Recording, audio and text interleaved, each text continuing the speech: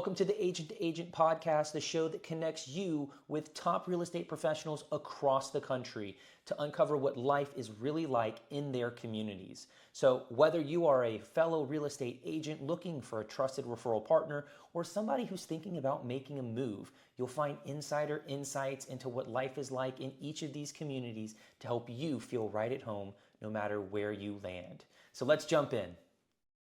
All right. Welcome to the Agent to Agent podcast. Excited to have you here. Today, we have Oriana Cervantez on the show, a bilingual real estate agent out of the Dallas-Fort Worth area with the La Blanca Group. She's been in the team has been in business for over 20 years with combined experience.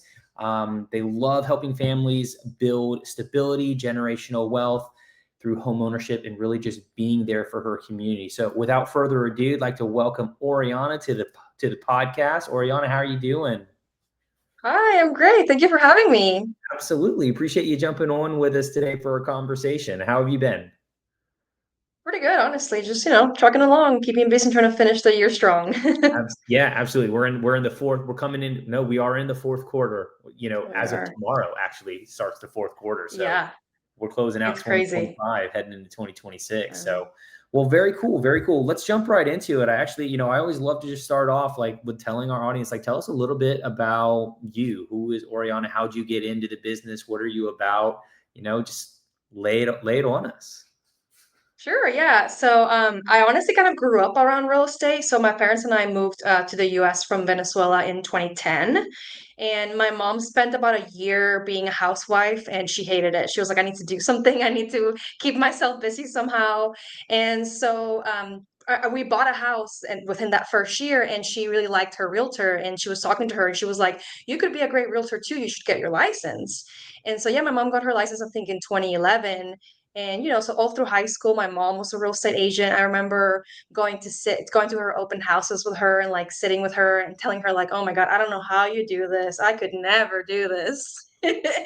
And then, fast forward a little bit, my dad joined the business, and then 2 years ago, I joined the business. So now I'm the one doing open houses, and my mom is not anymore. Mm, Um, but yeah, I just think, growing up around it, I kind of like I definitely valued how much work, it takes, and but also like how much flexibility it gives you, to kind of build your own wealth, build your own lifestyle as you want, as you please, as you need. And whenever the opportunity came and I was trying to figure out what I wanted to do with my life, real estate just seemed like the right thing for me. And yeah, it's been 2 years and I love it. I'm so glad that I jumped in, and having a family business and working with both my parents is so fun and so fulfilling. And family's a big thing for me. So I just think being able to have a family business, it's great. I really love it. So yeah, absolutely. Well, it's like Jason Abrams always says, it is the best industry in the world, right? So I'm curious though, like, so you said like at the very beginning when your mom jumped into it, you were saying that, you could never do this. Like it just like wasn't in your alley. And now here we are, you're 2 years into the business. Like what was that light switch? Like where was the flip? Like when did you make that decision where it's like, oh, I can't do this to, no, I think I can do this. And then what drove you in that direction to pursue that choice? yeah. So I went to school for journalism. That's what I graduated college for. That was my first few years of working was in journalism. I worked for the ABC station in San Antonio, and then most recently the NBC. It was a national show, but the NBC station in Fort Worth. And I loved news for a while. Honestly, what kind of changed for me was I became a mom. I had my daughter, and covering the news while trying to raise a family just became really taxing on me. I Yeah. remember specifically when the shooting at the school in Uvalde happened. I was pregnant at the time. And I just remember covering that at work and then coming home and just like bawling my eyes out to my husband, like, I can't compartmentalize anymore. I can't do this at work and then come home and be a good mom. So I kind of started thinking like I need to find something else. And also we started facing the reality of what are we gonna do with our daughter? Like, is she just gonna be in daycare all day? My Mhm. mom, I was watching her for a while, but my mom was a busy real estate agent, also wasn't really able to do that full time. So we were just trying to figure out like, okay, like what do we do? So I started exploring the possibility of potentially leaving news and doing something else. Again, I thought about maybe doing media relations. That's kind of like an easy transition from people who leave journalism. But Okay. again, I kept running into the my daughter's going to be in daycare. Yeah, I'm only going to see her, nights and weekends, and I just didn't want that. So I don't know, something in the back of my head just said, what about real estate? Like your parents are doing it successfully. It gives you flexibility. Like you can be with your daughter, you can still raise her and work. And then you can kind of, have more time to be a mom. And yeah, I decided to do it. So I got my license while I was still working at NBC actually. And then once I got my license, my contract ended, and I jumped right into Keller Williams. So but yeah, it was really just I think the biggest thing for me was the ability to be with my daughter. I spend more time with her versus just like nights and weekends, if you will. Yeah, absolutely. I can relate to that. I've got 3 kiddos myself, and I would say that it's probably one of the best things that this business affords us is time back Yeah. with our family, whether you have kids or not, just Yeah. whatever important relationships that you have, it definitely provides the opportunity to invest more in those relationships. And I think it's such a great benefit of the industry. What would you say? You've been in the business for 2 years now, right? So like, Yeah. how has this first 2 years of experience been for you? Like, do you have, what would you say is like the biggest growth that you've seen in yourself, whether personally or professionally, over the last 2 years since you jumped into the industry? Yeah, honestly, I've always been kind of an introvert. I like once you get to know me, like I'm so fun and I'm like crazy and outgoing and I'll party and all the things. But like when you first meet me, I'm like if I don't know you, I'm kind of like shy and reserved. And so I feel like I really struggled with that at the beginning, but I just kind of like had to force myself to put myself out there. So like Mm. I would go knock doors because I knew that I had to do that. But I would knock a door and I'd be like, please don't answer, please don't answer, please don't answer. Yeah. And so I had to just kind of like force myself outside of my comfort zone. I also feel like because I was, forced to kind of, put myself out there, I also reconnected with a lot of people that I wouldn't have reconnected had I not been in real estate, like people from high school, my younger friendships that like I went through a period in my life where I felt like I didn't have many friends, I felt so lonely. And I think real estate, because it forced me to be like, I'm a realtor. Hi, Yeah. it brought a lot of people back into my life, and now I have so many great friendships that like we get together all the time, and obviously they refer me people if they know someone. So I think that's kind of been my biggest growth. It's just like I feel like I'm a lot more comfortable approaching people now, and it's just been really good for me as a whole to just have those friendships back and bring some people into my life, new people, old people, all that stuff. Yeah. No, I think that that's great. I think that there's a lot of apprehension from new agents. I would argue even with, some seasoned agents who haven't really touched on those long ago relationships, if you will, right? Yeah. So I'm Mhm. curious, like, how did that experience go for you, right? When you were reaching out to those people who you haven't talked to in 5, 10 years, however long that was, right? Like, did you lead with real estate and then find yourself building relationships, or did you lead with the relationship and then, kind of end up bringing real estate into it after that kind of rapport had been built? Like, what was your experience with that like, or what was your strategy going into that? Yeah, I think it kind of depended on the person that I was reaching out to. Mhm. I had like my group of like really good friends from high school who I felt like, life kind of takes you apart, brings you back together. So for those people, it was definitely more of a relationship reach out, started attending. There was one specifically, we attended like a reunion. It was like our dance team reunion from high school, and just kind of reconnected with some of those friends that way. And so that one wasn't necessarily like a real estate approach, but Yep. obviously the reason why I even attended the event to begin with was because in my head I was like Legion, right? I don't know that had I not been in real estate, I'm not sure that I would have actually gone to the event at all. So I think that, from that perspective, there have been others that have been more a little real estate focused. Where like, hey, I haven't heard from you in a while. I'm sure you saw I have my real estate license. Like, who do you know? Type situations. Yeah.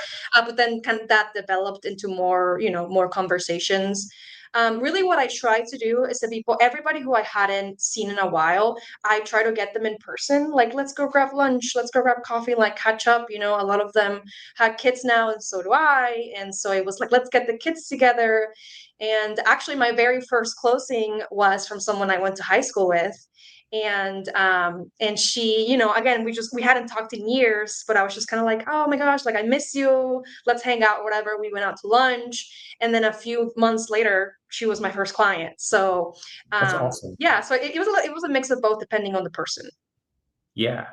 Well, I think that that's really cool how your story, how real estate really started helping you develop relationships more on a personal level, right? Like, so you went Yeah. into it, the underlying thing was like, I need a lead gen, this is for business, but it Mhm. actually afforded you rekindling relationships that, to your point, you said you don't really know if you would have actually done that if you weren't in the Yeah. business. So talk about pushing Yeah. yourself out of your comfort zone that, just provides so much personal rewards on that. What would you say, what do you love about, I don't want to just say real estate, right? But like, what do you love most about this journey that you've been on so much so far? And where do you see that taking you over the course of, the next few years? Yeah. I think for sure relationships, like not just even old relationships, but new ones. Like some of my clients have become really good friends, you know, and I like being with them. And even after they've closed, we've stayed in touch and we've hung out and we've done dinner. Um, so I think for me, it's just kind of like I don't know, like you know how we always talk about like, oh, like we don't sell houses, like we sell ourselves or we sell Mhm. relationships and stuff. And I think that's really important to me because I am not a salesy person at all. I've never been. And so I think for me, it's just more focusing on the connections and the community. Mhm. I'm really trying I feel like, especially right now in this day and age, we are so, you know, home, we are online, but we are not present. And I think we now more than ever we really need that connection, that like face to face community.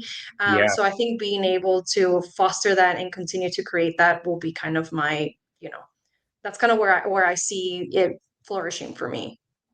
that's awesome. I love that. Yeah. So, all right, let's pivot a little bit away from real estate because we've been talking about real estate for so much. But Yeah. like, who who is Oriana Cervantes outside of real estate? Right? I hear that Yeah.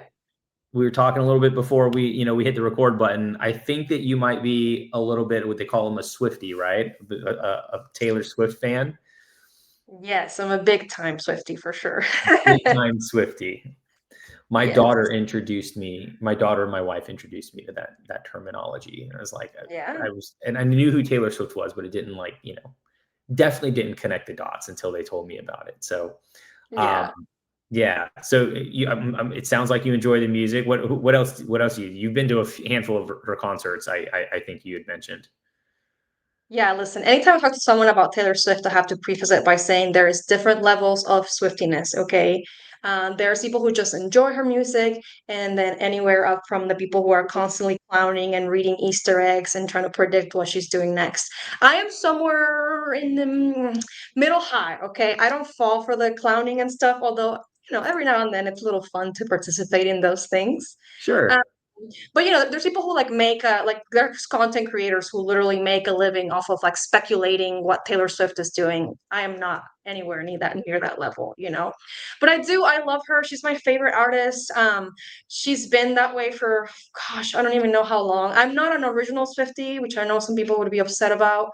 But you know, it just wasn't I guess I was in a different world when she started, I didn't really truly find her until probably like the 1989 era when I was in Okay. college. And I've pretty much been a huge fan ever since. I remember really wanting to go to the Reputation Stadium tour in 2018, 2019. And I think it was 2018, right? I don't know. And yeah, 2018. And I just couldn't afford it. Like I was a broke college student and I couldn't go, and I was so sad. So then when Eras came around, I was like, I have a job, I can pay for these tickets. And whenever those tickets went on sale, like I was crazy. I got lucky enough to get pre-sale, and I bought tickets. I don't know if I should say how much I spent on those. Um, Were you one and of the people who broke the internet? Yeah, but yeah, but I was one of the few lucky ones who actually got the code for pre-sale and was able to get like tickets at face value.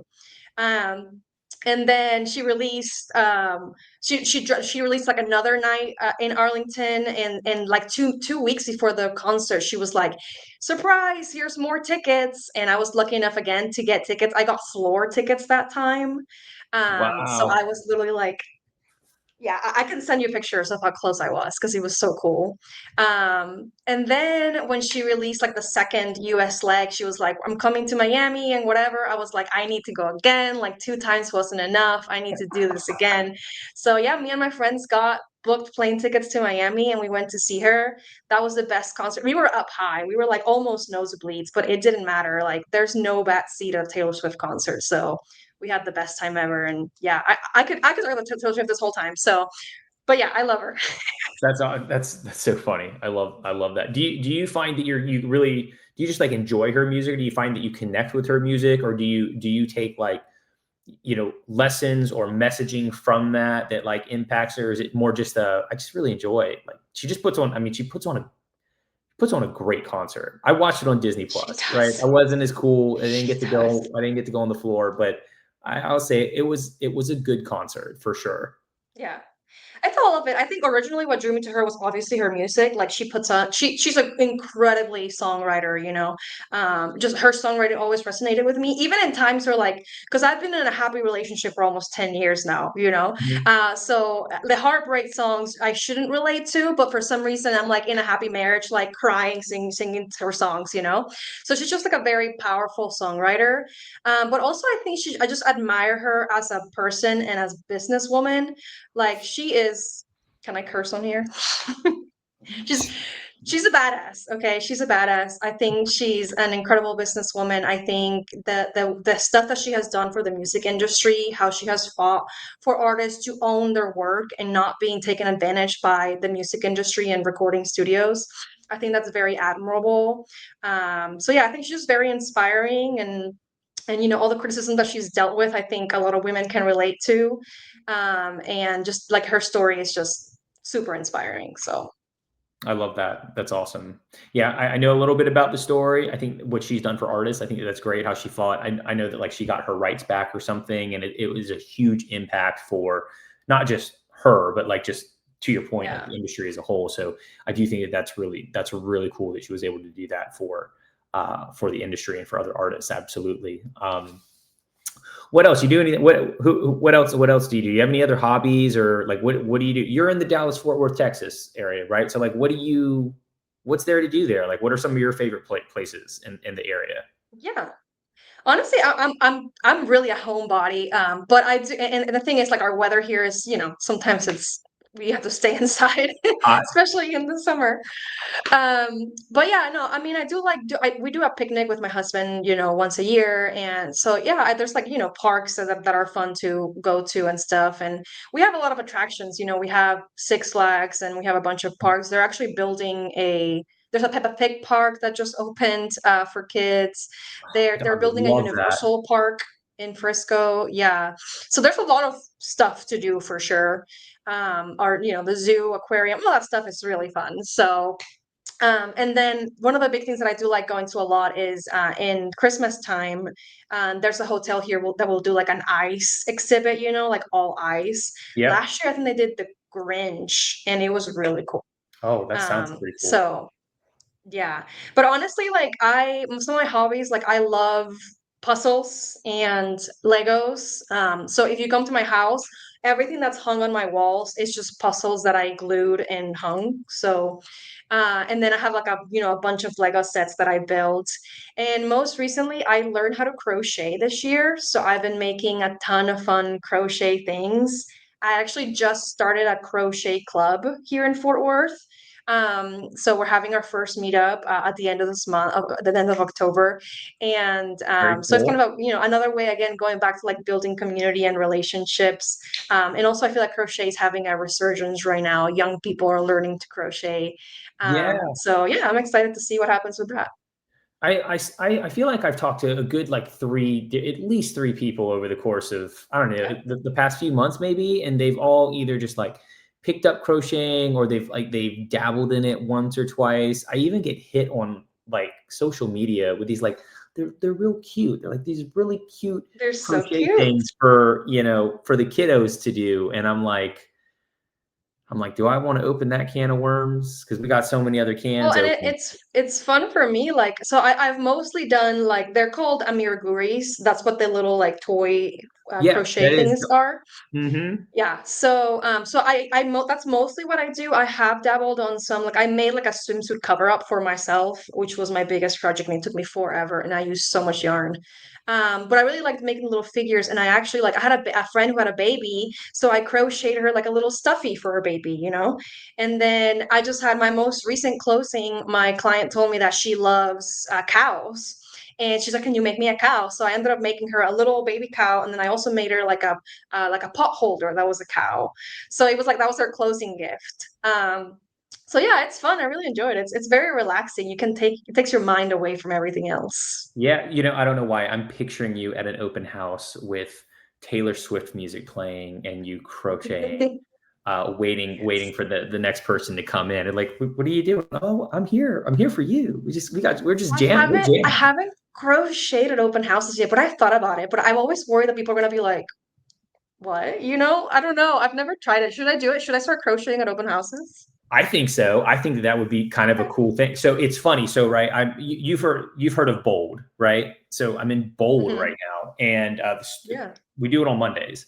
Yesterday, the story was told. There is an agent. I don't even know the agent's name. I think his name is Mike, but he's known as the Bread Man, and he would bake bread at these open houses and stuff. It's because he was tired of cookies. Like everybody had cookies and stuff. So he would bake Yeah. bread, and he got known for baking bread. Like, oh, you're the bread man. I want you to sell my house. Right. And he's got Wow. partnered with a Okay. baker, and he's got his own line. So it's stemmed off onto like some, a secondary income stream, if you will. But the, that's not the point. The point is that that was just something unique that he did, and he Yeah. got known for it. It's like very memorable. And I think that if like you're crocheting, is that how you say it? Did I say it right? Yeah, Yeah, crocheting. Yeah. crocheting. Like, I think that that would be a conversation starter. I think it would be something that would be very memorable. And maybe you have something that you crocheted from the last time, or a couple of things, and you could use that as either a giveaway or, hey, I really like you. Here's a crochet thing, and here's my card or something. But I just think that that would be, I think that would be cool, and you enjoy doing it. So Yeah, I do. it's just going to make the experience of you being at an open house that much better. Yeah, And okay. rent. I'm gonna do it. That's I'm gonna that's do it and I'll tell you what my conversations sound like after it. I love that. Then we're going to end up having you back, and we're going to talk about the model that you use around crocheting in your open houses. Yeah, sounds good. What's the coolest thing that you feel that you've made? You said you made a bodysuit, or a, did you say I Yeah, thought I you made said a bathing suit, but I'm like, you can't have a yarn based bathing suit. so Like, it's a swimsuit cover up, so you wear it on top of okay. your bathing suit to like walk around. Yeah. Yeah. Okay. That makes more That sense. yeah, I mean that was my probably like my heaviest project I've done. My favorite project though, so I also love books. I love reading, and I'm really into romantasy right now. And there's a really big book series. I don't know if you've heard of it. It's called Fourth Wing. Have you heard of it? I have not heard of it. Okay. So it's Tell me more. romantasy. So it's basically about, a war college with dragons. And Okay. I love the book series, my favorite book series. And so I crocheted the dragons. So I have all three dragons. They were a big project because they're big dragons. I have to send you a picture again. I don't know if I can, I don't know that it'll show very well on here. But yeah, so I crocheted those three dragons and I have them on my bookshelf next to the books and they look really cool. And yeah, they're like my proudest project for sure. That's very cool. I think if I jumped into it, I'd probably have a bunch of Star Wars stuff Yeah. crocheted for sure. Yeah, I think so. It might get old. My wife might get old, you know, get worn out from it. But um, awesome. Well, so tell us a little bit about you from the business standpoint of things, right? Like, how do you run your business? What's important to you? You know, every agent, we all do, arguably at the root of it, right, is the same thing. We help people buy and sell homes. It's just our approach and our service that really separates us apart. So, what is that? What does your service look like, right? Like Yeah. tell us a little bit about your business from that standpoint. Yeah, so I mean, kind of stuff we've already talked about. I'm very like relationship oriented. I honestly love working with first time home buyers because it's like they have no idea what I'm doing and what they're doing, and I'm just like, I got you. Like, let me hold your hand, and I'll literally guide you through it. So I love when people text me asking questions. Like, I love when I get to explain how it works and all that stuff. Like, it's just really fun for me. And Yeah. it's so fulfilling too. Like, when you get to the closing table and they're like just so excited because, they never thought they would buy a house or whatever. Um, I've had several of this year, especially like veterans, who struggled and couldn't and tried to buy a house in the past and couldn't, and then they Mhm. finally get to do it, and they have their kids there, and they're like, oh my gosh, like we did this. It's just very fulfilling. But yeah, so I think working with me is just, it's I like to think it's fun. I have Yeah. fun. And yeah, it's just very, very like relationship based. And I think something that I really enjoy working with my parents is that we try to find ways to help specifically the Hispanic community. So when we moved here, we were immigrants, and we were very lucky that we had money to be able to buy a house and all that stuff.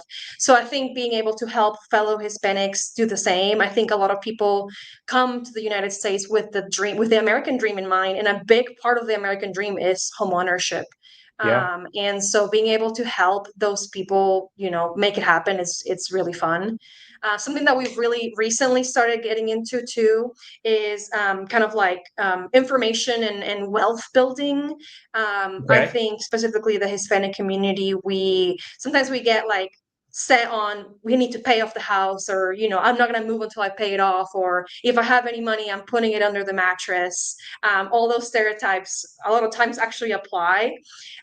So we've really focused, especially in the past year, on educating the Hispanic community on how to build wealth, through real estate, how to make your money work for you and not the other way around. So we started doing seminars, mostly in Spanish. That's the thing too. I feel like a lot of the Spanish speaking community gets a little neglected Yeah. in all parts, but definitely in DFW. So we're doing a Spanish seminars about how to fix and flip, how to buy, how to live from your rents, how to have the right mindset to think like the millionaires. So that's been really rewarding for us too, just kind of like helping our fellow community have more knowledge and create more financial stability and power in the United States. So yeah. That's very cool. I mean, it sounds like you found an underserved community and you guys are just leaning in really hard to serving that area of the community. And I mean, Yeah. everything that you said just sounds like there's a tremendous amount of value to be had um, Hmm. from being able to be part of that. So I think that's fantastic. I love that. Yeah. I love that. So where are you? You're in the what areas of Dallas Fort Worth do you serve? So part of this podcast is getting everybody connected with other agents across the nation, right? We all need somebody in a different area. So if somebody's looking for someone in the Dallas Fort Worth area, like what all areas? I feel like that's a big area. It's kind of like saying, "Hey, I Yes. work Orlando, Florida." It's a big area. Yeah. So like, do you Yeah. specialize in any specific suburb or, you know, side of Dallas Fort Worth, or what does that look like? Yeah, I'm more on the Fort Worth side. I grew up in Keller. That's where I went to school. That's where Okay. that's when we moved. Right now I live in North Fort Worth, and like near Roanoke and Saginaw, that part of town. So definitely Fort Worth is more of my strong suit. Anything like in the west side, essentially, of the Okay. Metroplex. I will say Dallas Fort Worth, there's like 200 cities that make up what's known as the DFW Metroplex. So that's a lot. No, that's huge. So yeah, so it's like, and sometimes people call me and they're like, "Oh, I'm looking at houses in blank city," and I have to like literally like, can I drive there? I don't know. But honestly, if it's within an hour drive of me, like I'll do it, So I really do cover the entire Metroplex, but my strong fort is gonna be the Fort Worth area for sure. Okay. Excellent. Excellent. And when you're looking at right? So when you're working with referral partners, like what are your expectations with referral partners? Whether you've got business to send out or whether business is coming in, like what are those expectations that you kind of set, and that you expect in those Yeah. relationships? Um, I think communication, if you can't get back to me in a timely manner, that's kind of a red flag for me. I understand we're Mhm. all busy and, but like if it's been 24 hours and I haven't heard from you, that's kind of a red flag for me. Sure. So I think that's it, especially because that's what you're going to give my clients, right? Like I want to be able to receive the service that my clients are going to receive as well, if I'm sending it your way. Yeah. And then I think on the opposite side, if you're sending someone to me, like that's where you're gonna get it's gonna get communication. I'm addicted to my phone, so I'll probably reply to you within the hour, or unless I'm like really really busy. But and just kind of like communication throughout the process too. The referrals that I've received, I just make sure that they're like up to date on what's going on, when are we closing, like we are at this step, and just kind of keeping in touch throughout the process, so it's not just a thank you for sending them to me and you won't hear from me again Yeah. situation. So Right. Back to what you started the conversation with, which was relationships, right? yeah. That's like what I hear, and everything that you're talking about in some way, shape, or form. It all seems to stem back to the relationship, which is, Yeah, I think we're in the relationship business, we but are. not all of us operate with that in mind. And it truly sounds like that is at the heart of everything that you do. And I think anybody who is working with you, whether it's an agent to agent or whether it's an actual buyer or seller working directly with you, I think that it sounds like they're going to be in great hands. So that's Thank fantastic. you. Yeah. I love Yes. that. Well, so I'd like to say thank you for joining the podcast today. Yes. I mean, I Of think I course. don't want to beat, as the proverbial saying goes, beat a dead horse, and continue circling back. I know that we could re-engage a Taylor Swift conversation and take it for Sure. another long, long time, maybe for another episode. But yeah, is there anything that you'd like to leave the audience with, or any last words that you'd like to end the show on today? Yeah, I want to say I want to share the fun fact. I think I shared it with you about Dallas DFW Airport. So you could actually fit the entire island of Manhattan and all 10 million of its residents inside DFW Airport. That's I how remember. big the airport is. I remember you telling me that, and like I'm just having a hard time fathoming that. I actually kind of just makes me want to Yeah. book a flight to Dallas with no intention of going anywhere else other than reenacting the movie The Terminal with Tom Hanks for like a day, Hmm. and then fly Yeah. back just to, because it sounds like I would have stuff to do there. Yeah. No, there's plenty of stuff to do. And they're If building a it's new if it's terminal that too. if it's that big, I We might be already able to have do it is. a We have vacation. 5 terminals and they're building another one. So yeah, it's just massive. Like the airport has its own zip code. Like it's its own city, if you will. It's just that big. So yeah, just a Gosh, fun fact that I think everyone always mind blown to hear. yeah, it's like the American Vatican. I'm joking. Pretty It has much, nothing to do yeah. with completely different. I don't hate me for saying that. It could have been a bad joke. All right, awesome. Well, where can everybody connect with you or find you? Like if they want to stay connected and get the inside scoop about you, Dallas, Fort Worth, what's going on? Like where are you at? Yeah, so my Instagram and TikTok handle are both Ori Realtor. So ORI Realtor, pretty easy. On Facebook and YouTube, Oriana Cervantez, Cervantes with a Z, as I'm sure you can see. I don't know, take it up with my husband's family on that. But yeah, Oriana Cervantes, pretty. I mean, I have a pretty unique name, so I don't think there's a lot of Oriana Cervantes out there. So if you Google my name, I'm sure you'll find me. Yeah, absolutely. Absolutely. Well, there you have it, everybody. It's we have Oriana Cervantes on this episode of Agent to Agent. I want to appreciate everybody who tuned in. Oriana, thanks so much for being a guest on the podcast. This is a new venture for myself, and we're kind of getting it ramped up. So I really appreciate you being one of our early founding guests, is what I've been saying. So look forward to having you on another episode here in the future at a different point in your life and career, and we'll kind of see where this journey has taken you. But Anyways, thank you, Absolutely. everybody. This is the Agent to Agent podcast, and we will see you next time. Thanks for tuning in to the Agent to Agent podcast, where we connect you with the people and the places that help make moving feel easier. If you enjoyed today's conversation, be sure to follow along for insider looks at communities across the country. And connect with me if you'd like help getting connected with a trusted agent, no matter where life takes you. We'll see you next time.